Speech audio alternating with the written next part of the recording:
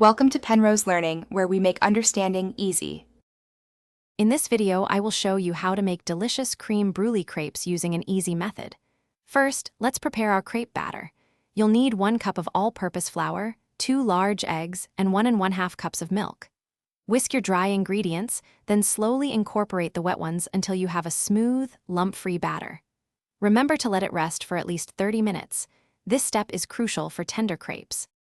Now that your batter has rested, it's time to cook those perfect crepes. Heat a 7-inch nonstick pan over medium-low heat, lightly greasing it with butter or oil. Pour about 1/4 cup of batter into the pan, swirling it quickly to create a thin, even layer.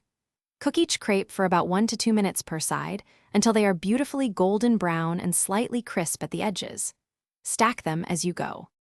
With your crepes ready, let's create the rich creme brulee filling. In a bowl, whisk 2 egg yolks with 1/4 cup of granulated sugar until the mixture is pale and creamy. In a separate saucepan, gently heat 1 cup of heavy cream with 1 teaspoon of vanilla extract until it's warm but not boiling.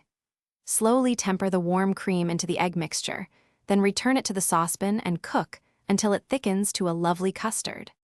Finally, it's time for the exciting assembly and torching. Take each cooked crepe and spread about 2 tablespoons of your luscious custard, filling evenly across it. You can fold them into quarters or roll them up neatly, whichever you prefer. For that signature creme brulee finish, sprinkle about 1 teaspoon of granulated sugar over the top of each filled crepe. Then, use a kitchen torch to caramelize the sugar until it's a beautiful, golden brown crust. Enjoy your exquisite dessert.